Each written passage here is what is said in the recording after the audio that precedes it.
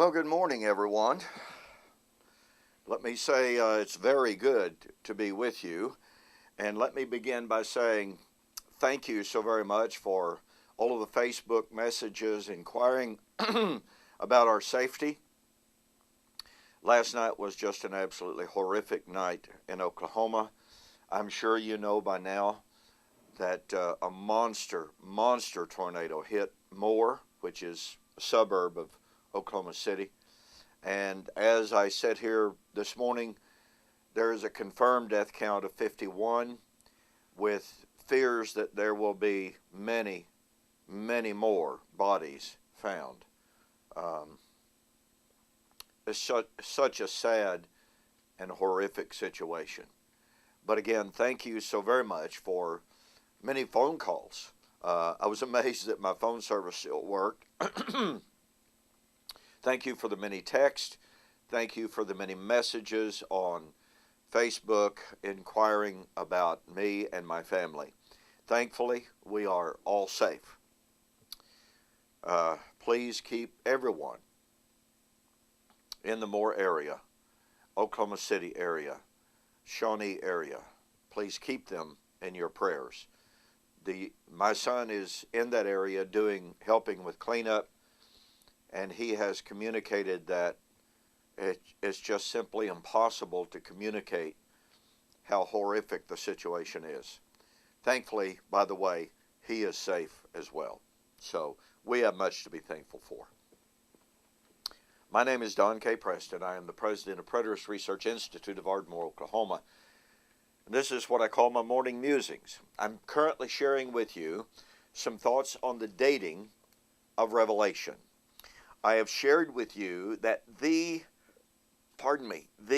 dominant theme, no other theme, no other motif, no other subject even comes close to comparing to how dominant the theme of martyr vindication is in the book of Revelation. Now, since the dominant theme, topic, and subject in the book is about martyr vindication, then identifying the persecutors and the time of their judgment settles the issue of eschatology in the book of Revelation. We have seen that from chapter 1 to chapter 22, martyr vindication is to be found in virtually every single chapter. So the question, therefore, is, who are the persecutors? Well, there's no question that in chapters, in chapter 1, the Lord's coming would be seen by those who pierced him. That's the Jews. In chapters 2 and chapters 3, at least 3 of the 7 churches were being persecuted by the Jews, i.e., those who say they are Jews, but are not, for they are liars. They are of the synagogue of Satan. They are of the throne of Satan. In chapter 16, chapter 11, in chapter 11, we have 2 prophets who lie in the street of the city where the Lord was slain. This is no other city than Old Covenant Jerusalem. In chapter 16, Babylon is the city guilty of the blood of the prophets. Now, in my book, Who is This Babylon?, I demonstrate that the term the prophets, or simply prophets, as used in the New Testament, when it is used without any kind of a contextual qualifier, is invariably a reference to the Old Covenant prophets. Now, folks, ask yourself a question. What city, biblically, was guilty of killing the prophets of God? Well, Isaiah said it, Jeremiah said it, Chronicles says it. Yahweh said to Israel and Jerusalem, I sent my prophets to you early, rising up early. What did they do to them? They killed them. Jesus himself said, it is not possible for a prophet to perish outside of Jerusalem. He said, behold, I send to you prophets, wise men, and scribes. Some of them you shall kill, crucify, scourge, and chase from city to city. Look, folks, there's no question about it. Listen to me very carefully. Listen very carefully and catch the power of this.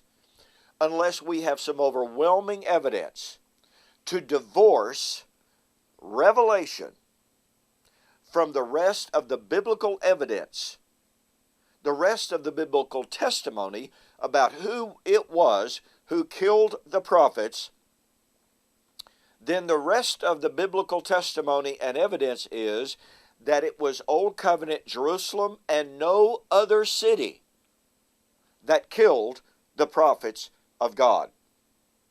Now, since Revelation depicts Babylon as the city that killed the two prophets, that had slain the prophets, and that had slain the apostles and prophets of Jesus, Revelation 18, verse 20 and 24, this is absolutely definitive proof as to the identity of the persecutors. Now, when was judgment coming on the persecutors of the prophets? Jesus said that all of the righteous blood of all the righteous would be found and vindicated and judged on Jerusalem in the first century. Matthew 23, 34 and following. Verily I say unto you, all of these things will come upon this generation. Folks, this is definitive proof. Once you identify the persecutors, and the persecutors are the Jews, then let me say this again.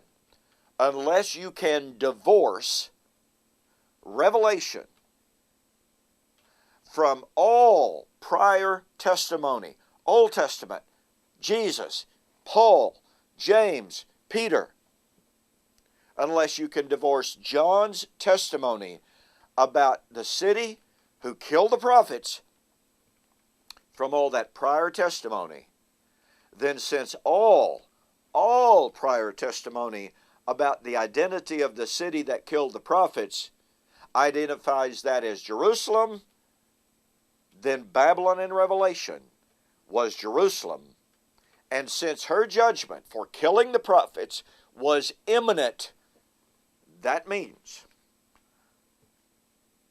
Revelation was written before the fall of Jerusalem in AD 70. Hey, we've got a whole lot more. Thanks again for joining me for this morning's Morning Musings. We'll see you on the flip side. You have a great day.